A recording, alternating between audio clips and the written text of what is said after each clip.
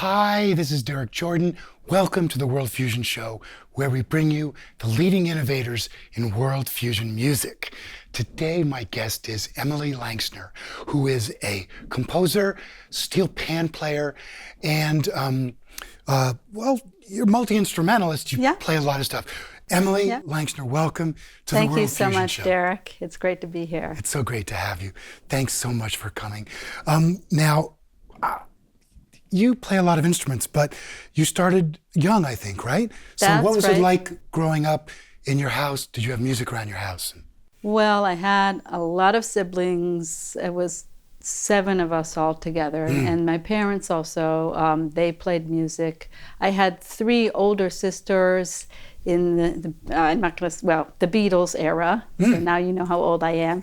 So me too. Yeah. So my older sisters loved the Beatles, and I wanted to learn to play guitar. Right.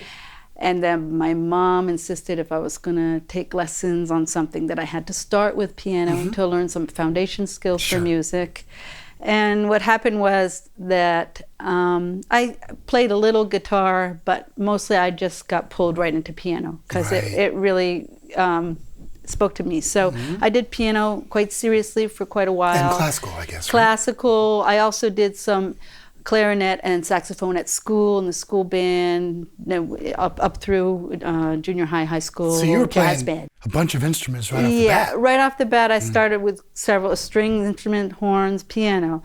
And then during my teenage years, I just decided that piano was too reclusive and I wanted to do something more social. And I started experimenting with other instruments, fiddle, banjo. And so I just kind of got into this crazy experimenting with instruments. And folk music, really. Folk music, yeah. I actually worked with, had a job working for the curator at the Folklore Folklife Festival in Washington, D.C., which I grew up near Washington, D.C. Okay. And that's actually where I first saw the steel pan, was at a Festival for American Folklife on the Mall. It's a great festival. Every year the Smithsonian holds this huge festival, and there was a steel band from Baltimore that was based out of Baltimore, but they were called the Trinidad. How large was the band? I would say about 15 players, and they were playing a Chopin etude on the steel pan.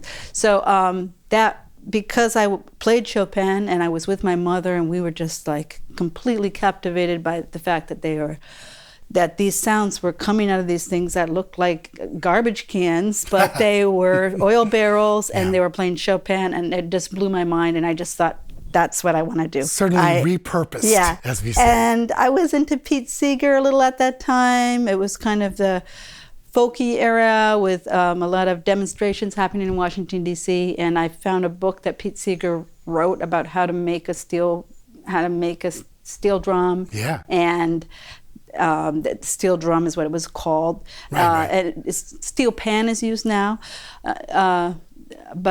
So I went with my dad to some warehouse, and I got a big oil barrel and tried to make an instrument and gave up. That was hard. Yeah, and so then that kind of shelved that project for a while. And then a few years later, I was in Central Park and hearing the Melody Makers. It was after Bob Marley had passed away, and there was a tour where the Melody Makers were playing, and there were people playing steel pan in Central Park, and that's when I really made the connection. Oh yeah, that instrument, I gotta do that. Right. And then I was in Boston not too long after that, and located a steel band where they made me an instrument. Right. And then I had the instrument, and then I just thought, well, this is all well and good. I can play scales on here. I actually worked out a way to play John Coltrane tune on there, Central Park West. I learned how to play that.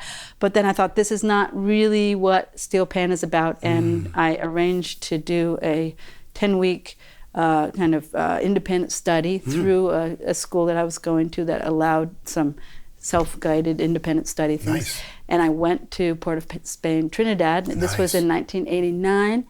And I went right into the best band. I mean, it was just like all these things happened. I got to make this short, but they let me come into their band. Since I had that background in classical music, I was able to learn pretty quickly. I actually did ear training with my piano teacher, that helped a lot because they teach by ear. They don't teach with any sheet music. So I was able to learn that tune. It was the year that Clive Bradley arranged Rebecca, and they won the Panorama, which is this huge competition. Fantastic. So I had like the most quintessential steel pan experience that anyone could ever hope to have, ever, I think. Because I think that piece is a Clive Bradley classic. Okay. That is, a lot of people revere it in that piece as like, this is quintessential Clive Bradley. Yeah. And I was playing in one of the best steel bands in the world. And you won. And we won. It just was how better and better. Yeah, right? It was really quite amazing. And so after 10 weeks, I came home and I started just finding my way with that instrument. Yeah. I was in a reggae band for a while, doing different instruments, but several tunes had steel pan in it, and I played steel pan on some things, a little keyboard, a little trumpet, a little everything, you know. So I would love to go to the first video. Great, yeah. And which shows you playing a Bach piece. Yes. On the steel pan. Yeah. A piece called Presto. Let's do that. Good.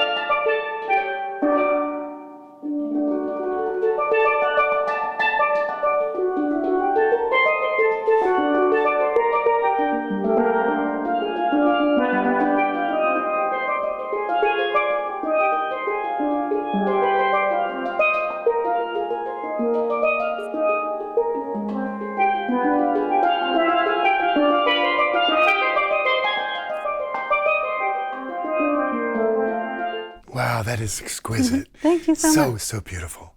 Of course, I'm a big fan of Bach, and it's just great to hear it on a non-traditional instrument. Yeah. And there you have the world fusion, I think. So you've been working lately with a Haitian drummer, That's Renald, right. Yeah. who will be joining us later Yeah. for some music. Yes. Can you tell me what it's been like working with him and what you're doing with him?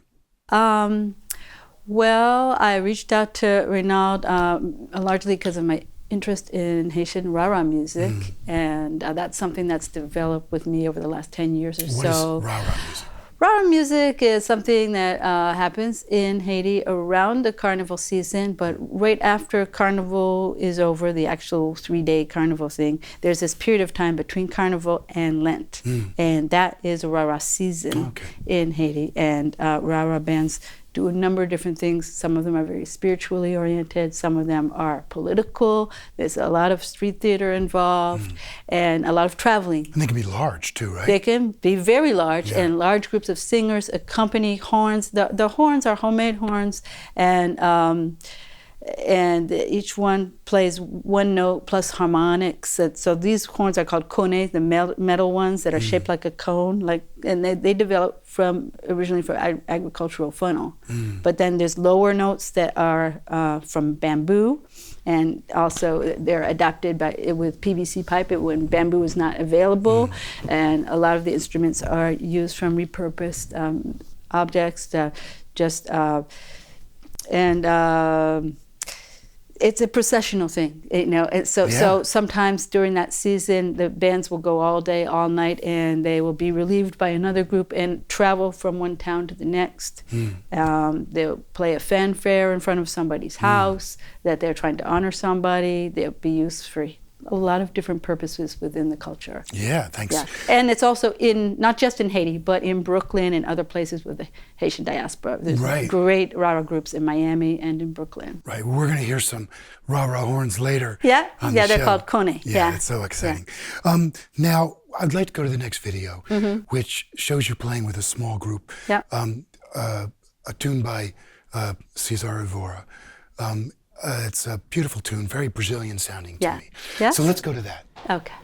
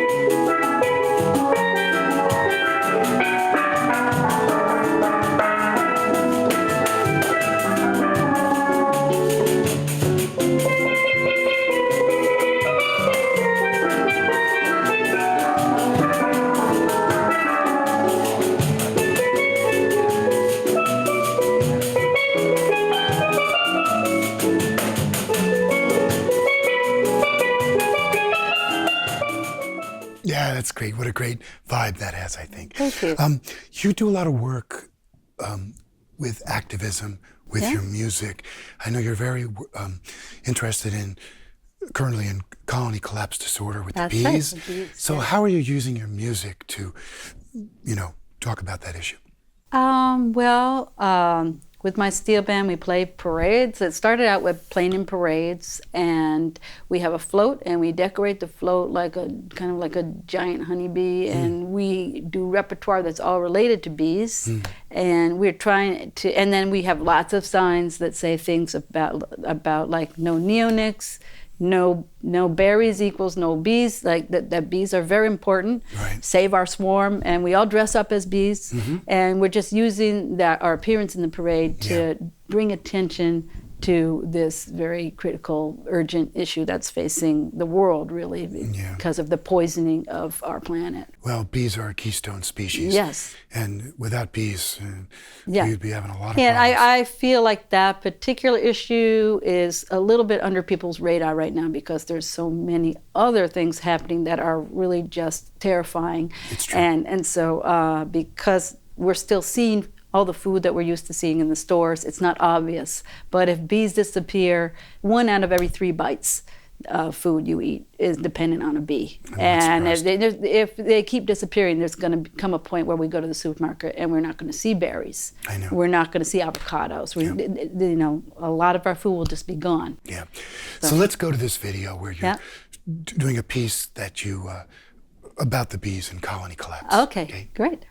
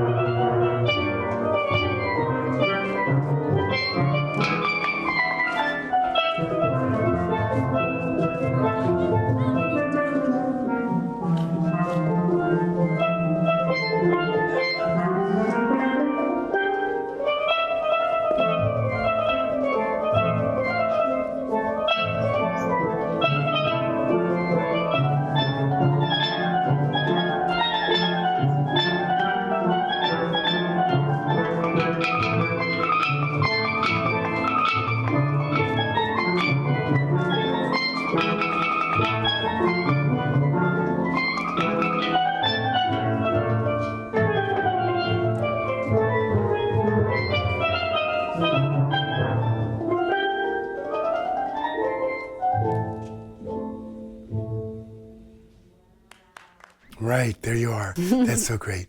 So, is there anything else that you'd like to share with our audience about your work?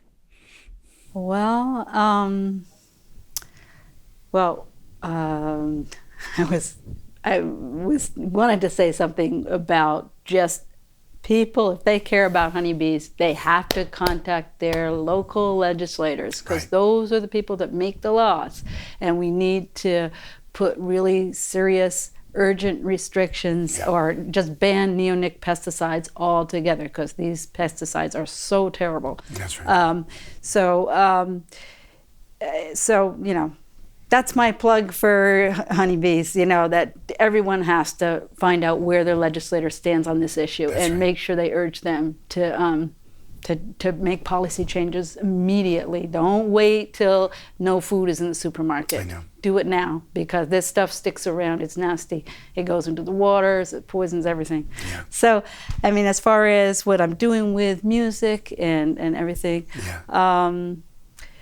you know, one of the things I like to do is find a common ground between different cultures, so Yeah. we can make music together. That's I right. think that music is a great harmonizing force on the planet right now. The planet is in a lot of war and conflict between people, Yeah. between religions, and people. We got to get it together. You know, we That's really right. have to be strong on reaching out to other people, even if they're different than us. And so I think music is a metaphor for that. If we Yeah. bring different styles and different people together with music, it's like, wow, it's great for everybody. I agree. Yeah. Thank you so much for saying that. I really believe it. It's so true. And Yeah. it's, of course, what we're trying to do with the show Yeah. is bring many different kinds of music to many people all over. That's right. Emily Lanxner, I want to thank you so much for coming on the World Fusion Show It's today. been my pleasure. And Thanks playing a your lot, beautiful Derek. steel pan and joining us. And we're going to right now go to some music, live music in the studio with you and Renald and me playing a Okay. bunch of different instruments. Okay. Should be a lot of fun. All Okay. right. So, hey, this is Derek Jordan. Thank you so much for joining us today on the World Fusion Show. And, you know, remember, think globally, listen locally, and support independent music.